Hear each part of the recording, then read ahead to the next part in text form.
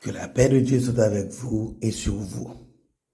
Chers amis, dans les 7 premières vidéos sur les témoins de Jéhovah, nous avons parlé de l'origine et de l'historique de l'organisation.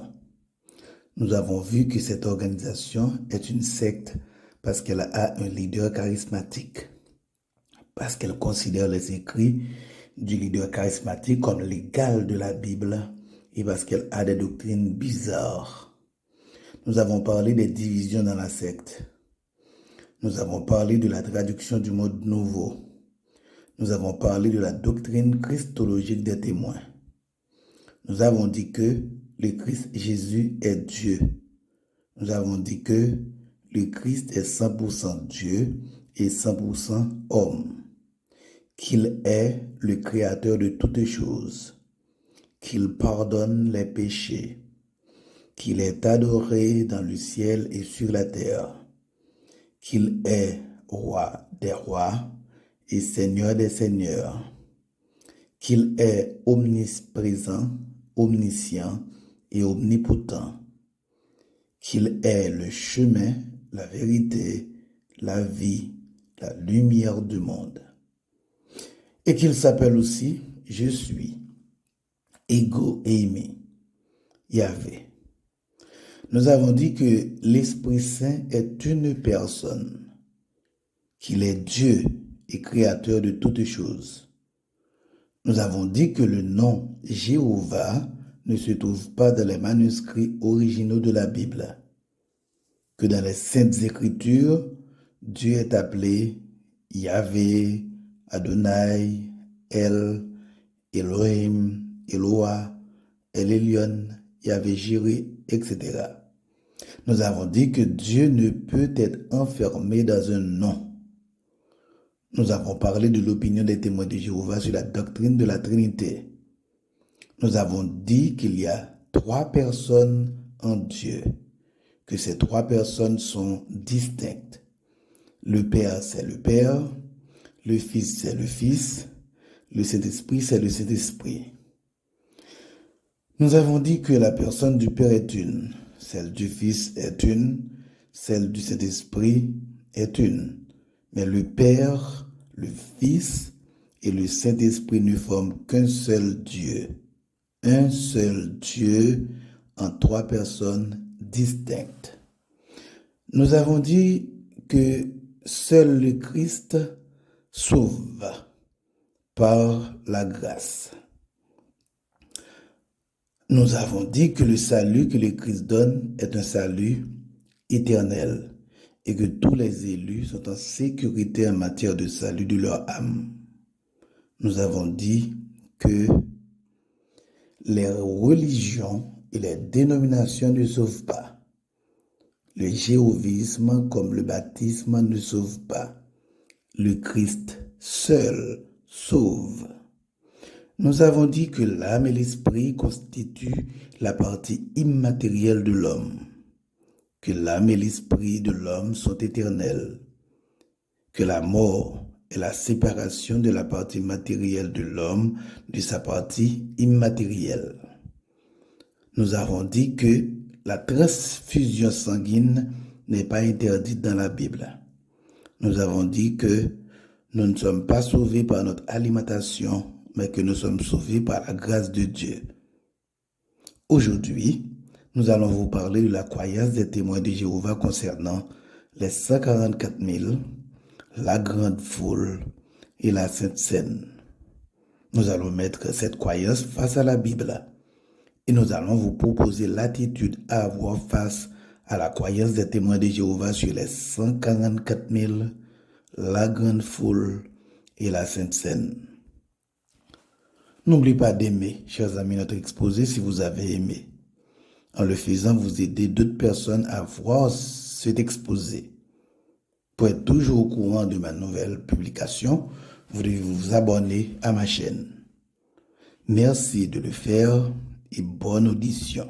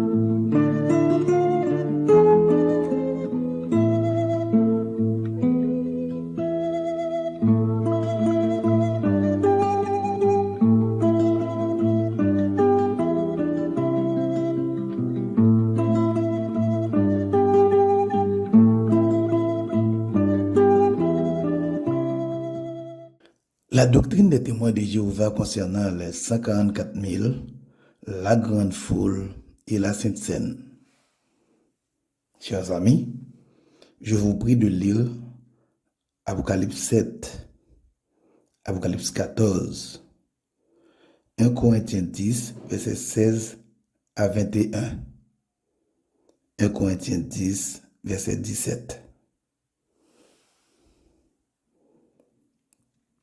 D'après les témoins de Jéhovah, les 144 000 juifs d'Apocalypse 7 et 14 sont les 144 000 témoins qui auront accès au ciel. Chers amis, cette déclaration n'est fondée sur aucune base herméneutique et exégétique. C'est une déclaration fantaisiste. Les témoins prévenaient ceux qui voulaient bien les écouter que la fin du monde surviendrait au jour où leur organisation aurait atteint ce nombre fatidique de 144 000. Lorsque le 144 001e adepte se joignit à eux, ils ne voulurent évidemment pas le refuser. Pour s'accommoder à cette situation, ils durent modifier leur théorie et trouver une autre explication. En effet, jusqu'en 1932, tous les témoins avaient une espérance céleste. Mais à partir de 1935, il y a eu deux classes au milieu des témoins. La classe céleste, composée de 144 000 membres, appelés au loin, et la grande foule, destinée à vivre sur une terre transformée en paradis. Le mystère fait autour de ces 144 000 a donné lieu aux hypothèses les plus invraisemblables. Mais vous savez, chers amis, si la Bible désigne nommément chacune de ces 12 tribus d'Israël, n'est-ce pas pour souligner la seule explication rationnelle de ce passage?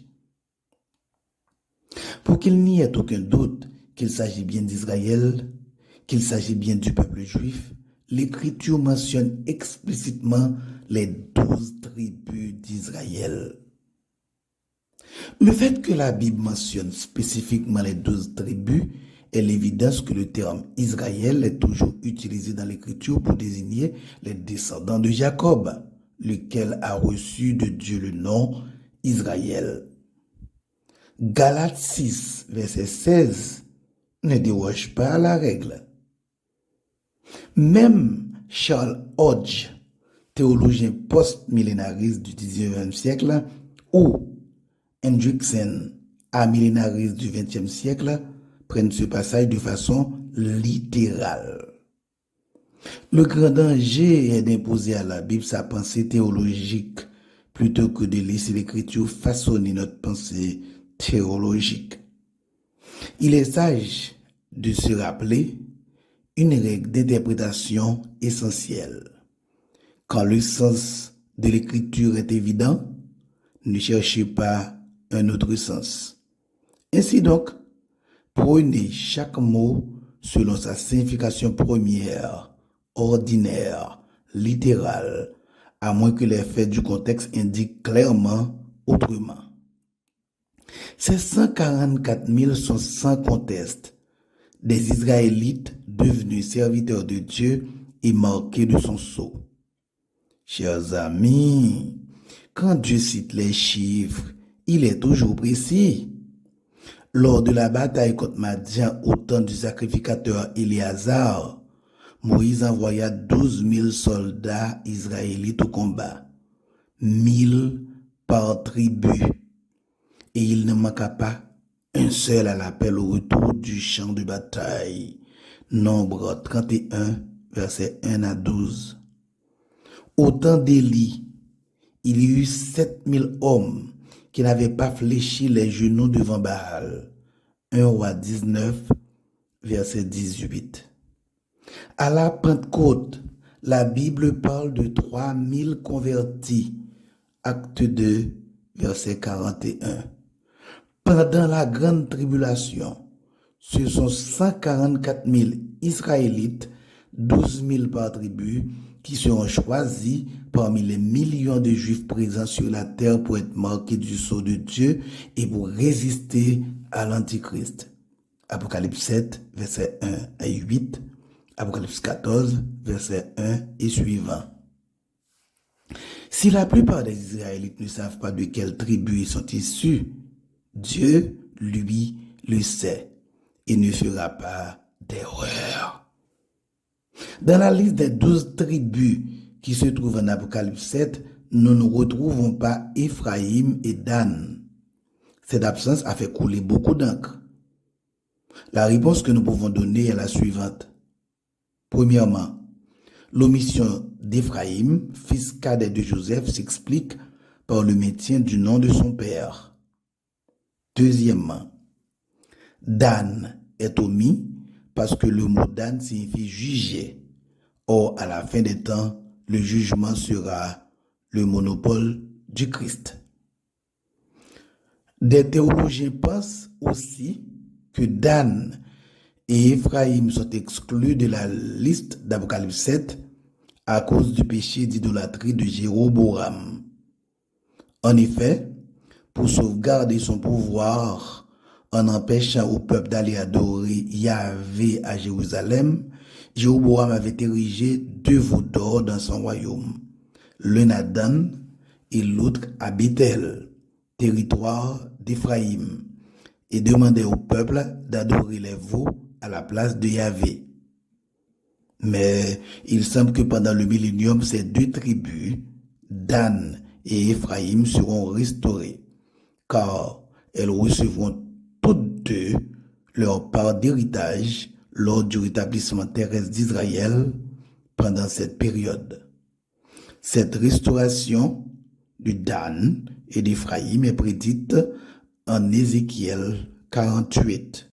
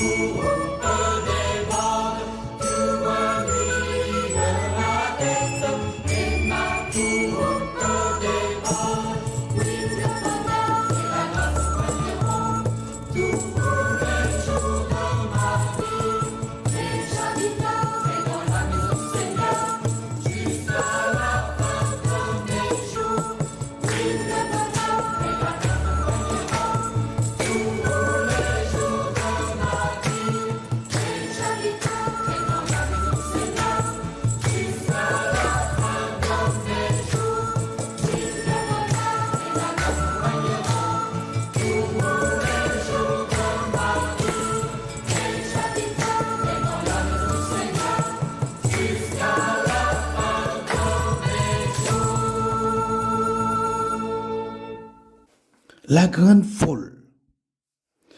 Pour expliquer l'héritage terrestre de la grande foule, les témoins de Jéhovah citent Matthieu 5, verset 5. Chers amis, j'aimerais vous dire que ce verset est interprété par eux hors de son contexte. La grande foule d'Apocalypse 7, verset 9 à 17 n'a rien à voir avec les croyants de la dispensation de la grâce. Prenons la peine de lire la réponse biblique donnée à la question posée. Qui sont-ils et d'où sont-ils venus? Je lui dis, mon Seigneur, tu le sais. Et il me dit, ce sont ceux qui viennent de la grande tribulation. Ils ont lavé leurs robes et ils les ont blanchis dans le sang de l'agneau. Apocalypse 7, verset 14. Il y a contraste entre les 144 000 et la grande foule. Le premier groupe comprend un nombre défini, 144 000. Le second comprend une foule immense que personne ne pouvait compter. Le premier groupe, les 144 000, sont tous israélites. Le second est composé de toutes nations, tribus, peuples et langues. D'autres juifs, à part les 144 000, y sont aussi inclus. Le premier groupe est sur la terre, avant que ne commencent les afflictions de la tribulation. Le second se trouve au ciel, devant le trône et devant l'agneau. Cette grande foule, chers amis, est l'ensemble des martyrs de la grande tribulation. Apocalypse 7, verset 14. Il y a une grande différence entre nous, rachetés de la nouvelle alliance, et la grande foule rachetée de la grande tribulation. Voici la différence.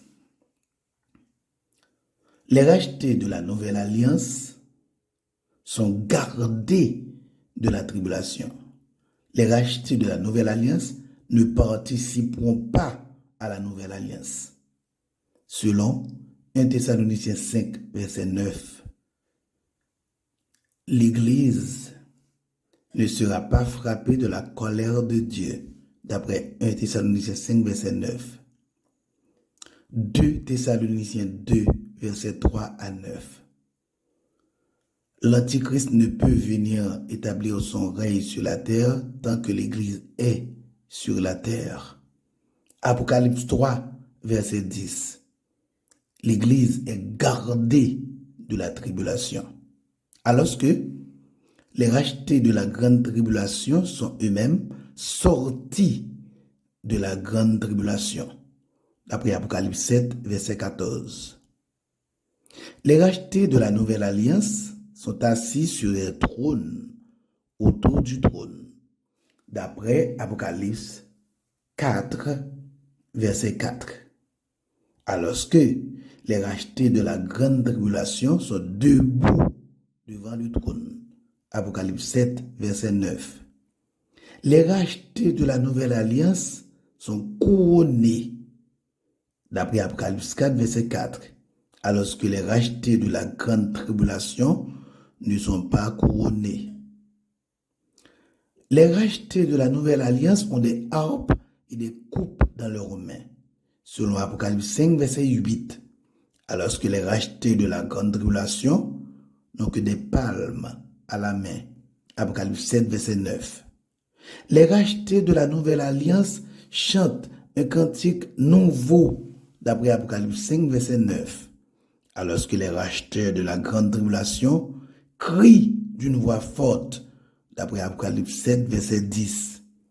Les rachetés de la nouvelle alliance sont un royaume et des sacrificateurs pour Dieu, d'après Apocalypse 5, verset 10, alors que les rachetés de la grande tribulation servent Dieu nuit et jour, d'après Apocalypse 7, verset 15. Il faut dire, chers amis, que les 144 000 Israélites portant le sceau de Dieu seront avec la foule innombrable des martyrs, de véritables épines ou flanc de l'Antichrist. Nous étions chargés par le poids de nos péchés, mais Jésus, doux et humble de cœur, nous a dévoilés amour pour tous qui êtes fatigués et chargés. Nous étions chargés par le poids de nos péchés, mais Jésus, doux et humble de cœur, nous a dévoilés amour pour tous qui êtes fatigués et chargés. Et je vous donnerai du repos.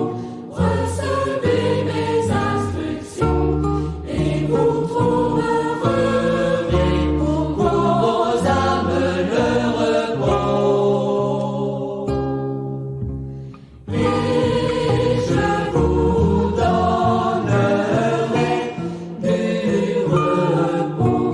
Recevez mes instructions et vous trouverez pour vos âmes le repos.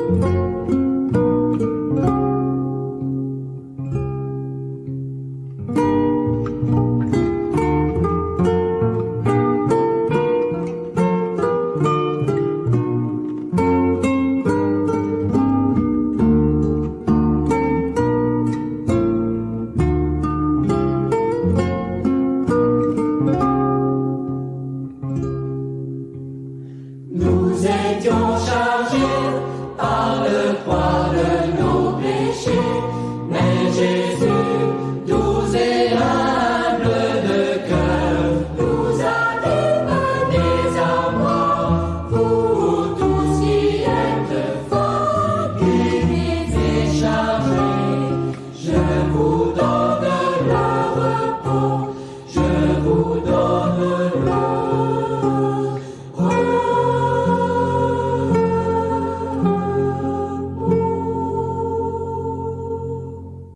La scène. Parmi les témoins, seuls les membres du corps céleste, les rois, ont le droit de manger le pain et de boire le vin, symbolisant le corps et le sang du Christ Jésus. Les témoins de Jéhovah appelés rois ne sont pas beaucoup sur la terre. Eux seuls doivent respecter complètement l'ordonnance de la Sainte Seine, c'est-à-dire manger le pain sans levain et boire le vin.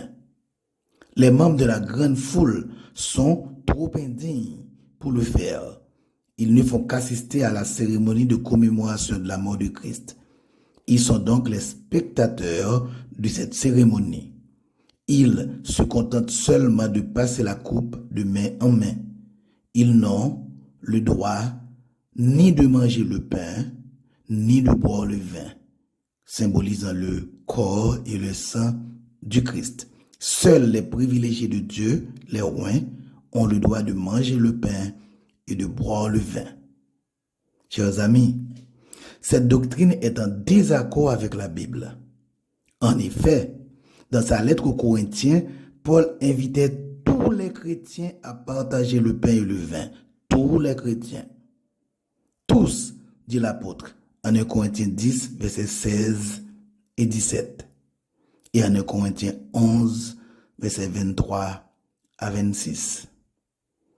Le Christ n'a pas réservé son repas à un petit groupe d'apôtres, à un petit groupe de croyants, mais à tous les croyants.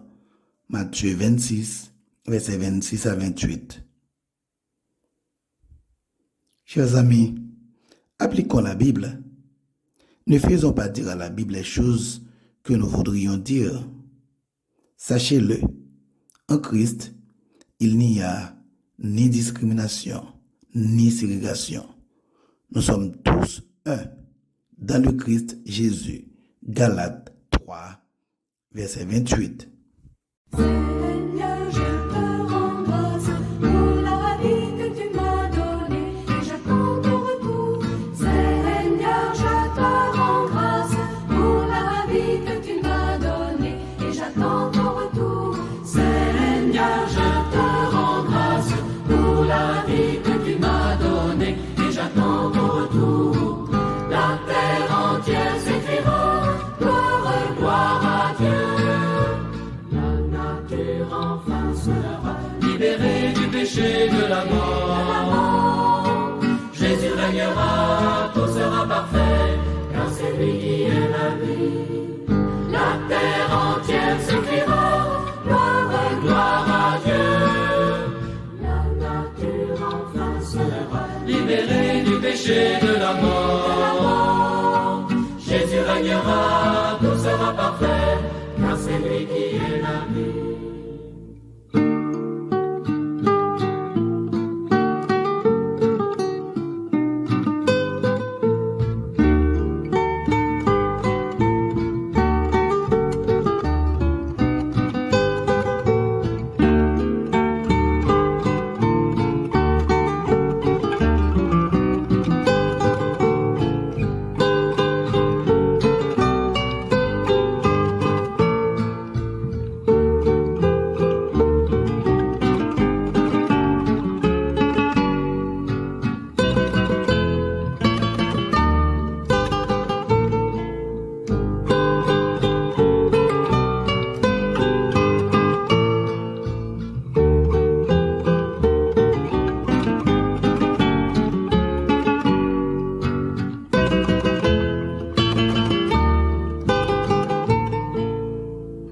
Seigneur, je te rends grâce pour la vie que tu m'as donnée et j'attends ton retour.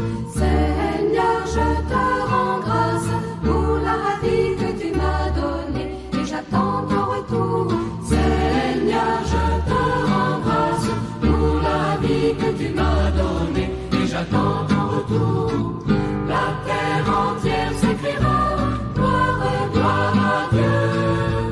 La nature enfin sera Libéré du péché de la mort, Jésus régnera, tout sera parfait, car c'est lui qui est la vie. la terre entière s'écrira gloire, gloire à Dieu.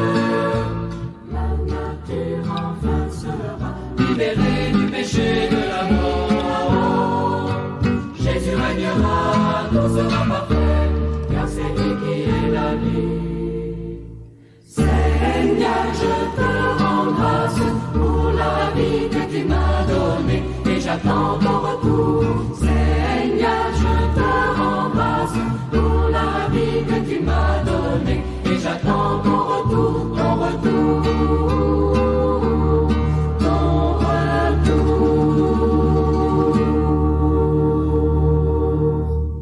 Chers amis, je vous dis merci. Merci beaucoup. Merci d'avoir écouté mon exposé sur la croyance des témoins de Jéhovah sur les 144 000, la grande foule et la Sainte Seine. Dans mon prochain exposé, je vous présenterai la doctrine des témoins de Jéhovah sur l'enfer. Je vous exposerai aussi les déclarations de la Bible sur ce sujet.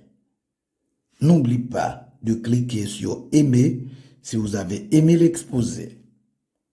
Abonnez-vous si vous voulez être au courant de ma prochaine présentation. Merci. Que la paix de mon bon et grand Dieu soit sur vous.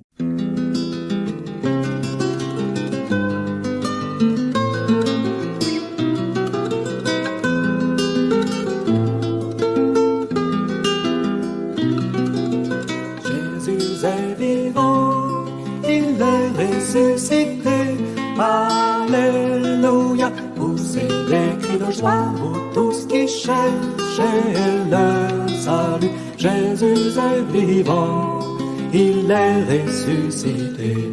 Alléluia, poussez des cris de joie, vous tous qui cherchez le salut. Oh,